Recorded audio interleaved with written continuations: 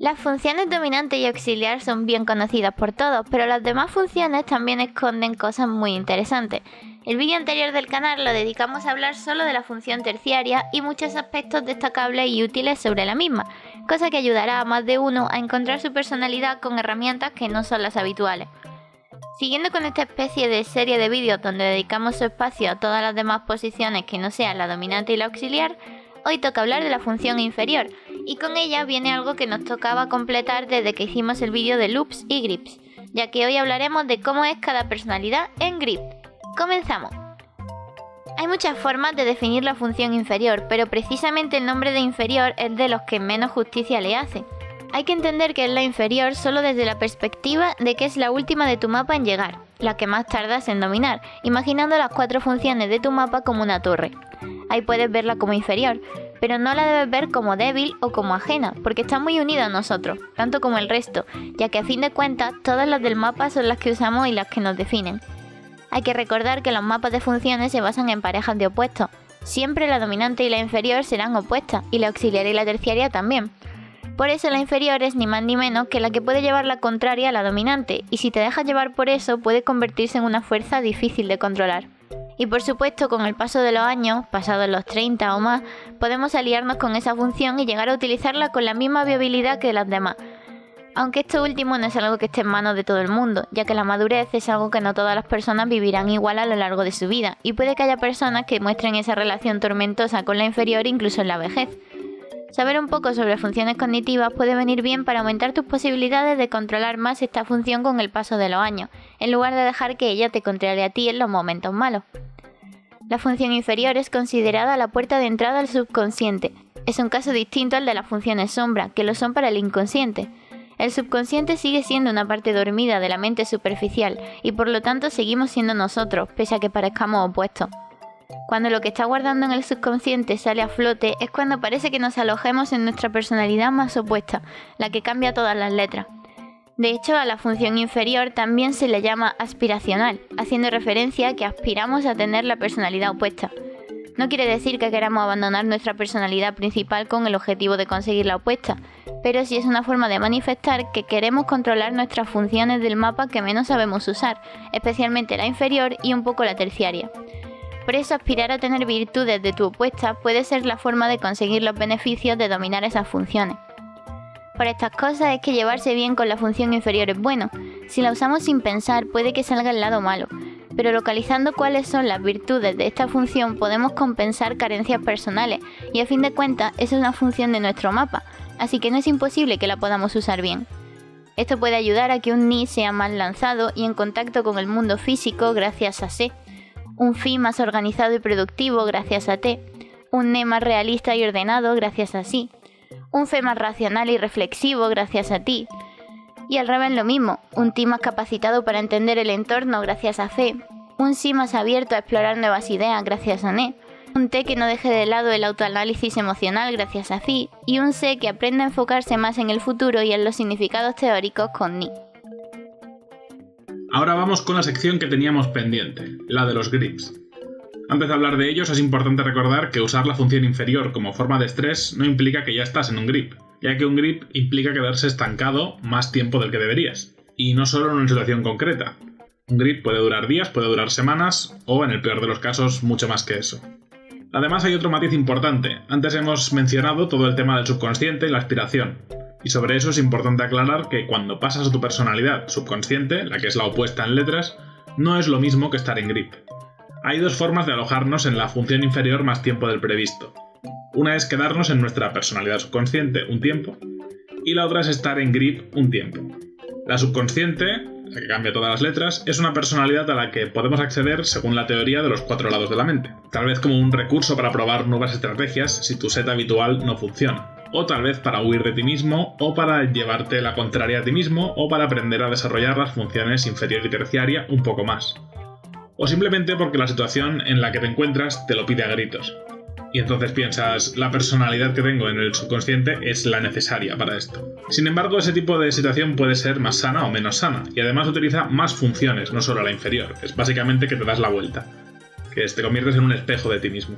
Pero el grip es diferente. El grip es quedarse atascado solo en la parte más insana y destructiva de la función inferior. Nada de desarrollar, solo lo malo. Y encima se limita a esa función, siendo acompañado muy pocas veces por la función terciaria, por ser la que está más cerca, o la función auxiliar, por ser la que comparte introversión o extroversión con la inferior, pero quedándose la inferior con todo el protagonismo. Los grips nacen de cuando reprimimos demasiadas cosas negativas en ese lado del subconsciente y al estresarnos demasiado se desbordan y perdemos ese control de la función dominante que nos hace funcionar de forma sana. Vamos a ver ahora sí cómo son los 8 grips que existen. T-grip, ENFJ, ESFJ. Los T-grips se traducen en un fuerte aislamiento y un rechazo hacia la interacción habitual con los demás. Empiezan a odiar a la mayoría de su entorno, creen que no merecen que se hagan nada por los demás y empiezan a ver cómo todo el mundo está siendo irracional sin llegar a apreciar que ellos mismos lo están siendo. Se encierran y se dedican a darle 1000 vueltas a la cabeza, a justificar malas acciones, a buscar explicaciones retorcidas de por qué ha pasado algo malo y a no querer salir porque el resto de la gente es mala y está equivocada en todo. Phi-grip, ENTJ, ESTJ. La característica que más los podría definir es que se aíslan en pensamientos y sentimientos algo nocivos relacionados con que nadie valora su esfuerzo diario ni todo lo que pueden aportar. Cada cosa que se les diga puede ser una ofensa peligrosa, ya que adquieren una sensibilidad y un nivel de autodefensa a la que no están demasiado acostumbrados. Al perder T dominante, dejan un poco de lado su faceta más productiva y práctica, y en su lugar los veremos no solo más bloqueados, sino con discursos más centrados en los valores, en cómo los únicos son los suyos que valen y los demás están mal, básicamente.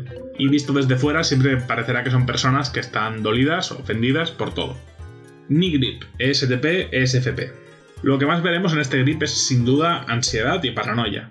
La ansiedad vendrá principalmente por estar estancados en un pensamiento enfocado hacia el futuro y hacia sus objetivos de vida, pensando en ello de una forma demasiado intensa, cosa que hasta ese momento tal vez evitaron. Eso les generará frustración y se preguntarán qué están haciendo con su vida y cómo nada tiene sentido porque no llegarán a su objetivo. Y la paranoia puede venir a querer encontrarle el significado a todo, a querer retorcer las cosas y encontrar dobles sentidos donde no los hay. Cosa que los STP y los SFP no suelen estar acostumbrados a hacer. Y al hacerlo mediante un grip, lo harán de forma incorrecta o solo detectando el lado más negativo.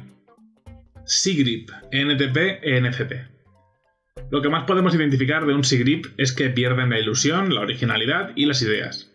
Se les ve mucho más apagados y encerrados y normalmente se refugian en el trabajo o en las cosas que mejor conocen y que implican un espacio seguro.